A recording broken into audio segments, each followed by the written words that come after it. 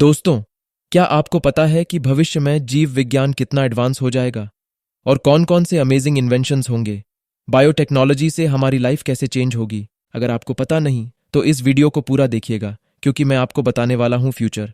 तो चलिए शुरू करते हैं। दोस्तों, भविष्य में जब मनुष्य जीव विज्ञान को टेक्नोलॉजी के साथ मिलाना शुरू कर देता है तो पूरी लाइफ ही रिफॉर्म हो जाएगी। ये बायो प्रिंटिंग से शुरू करते हैं।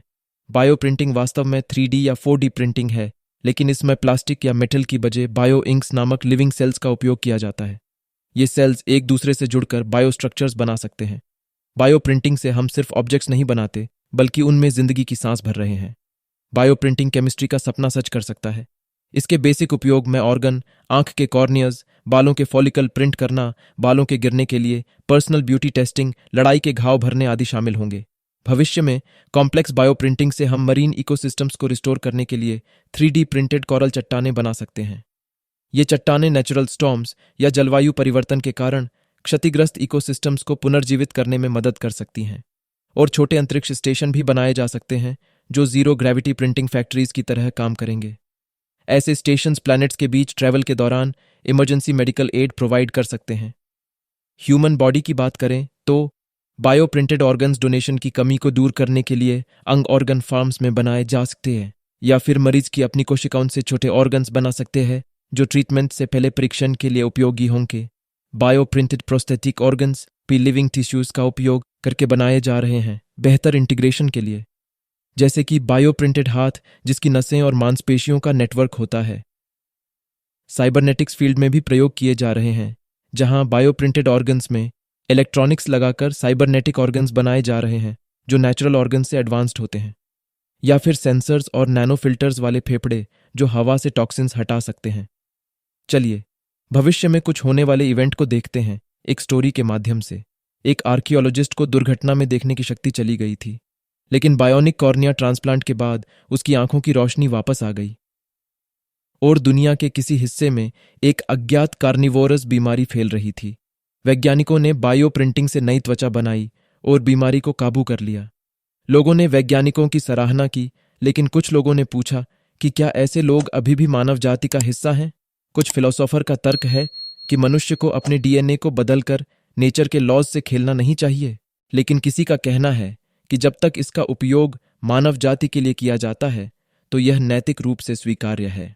और दोस्तों, बायो आर्किटेक्चर के वर्क की बात करें तो जिसमें इमारतें बायो इंजीनियर्ड मटेरियल्स से बनी जो खुद की मरम्मत कर सकती है, हवा की गुणवत्ता में सुधार कर सकती है और प्रदूषण कम कर सकती है।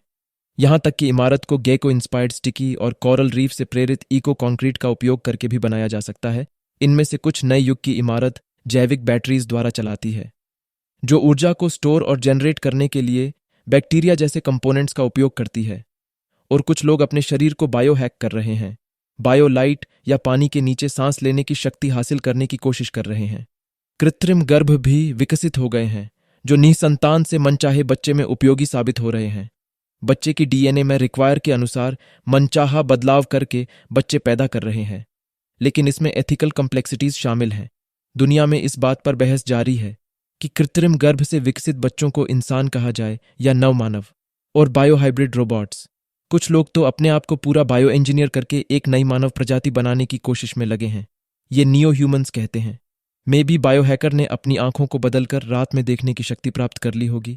इस तरह बायोटेक्नोलॉजी भविष्य में प्रकृति को फिर से रिडिजाइन करने की शक्ति प्राप्त कर लेंगे। शायद 2050 में हमारे साइंटिस्ट के इनोवेशन से हम एग्रेसिव स्पीसीज बन जाएंगे। कहा जाता है कि जिंदगी को रीडिजाइन करने की शक्ति हासिल कर लेंगे।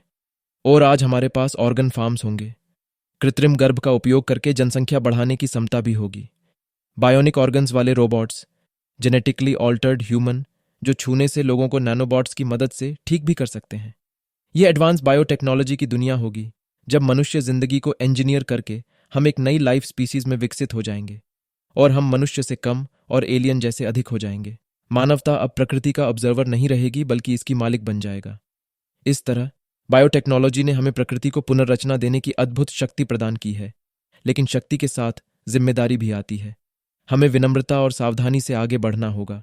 हमें अपने लालच और घमंड से ऊपर उठकर सबकी भलाई के लिए टेक्नोलॉजी का उपयोग करना सीखना होगा। यही हमारा उत्तरदायित्व और मानवता होंगी। अगर आपको वीडियो पसंद आया तो लाइक, शेयर, सब्सक्राइब कीजिए और मिलते हैं किसी और वीडियो में एक नई स्टोरी के साथ।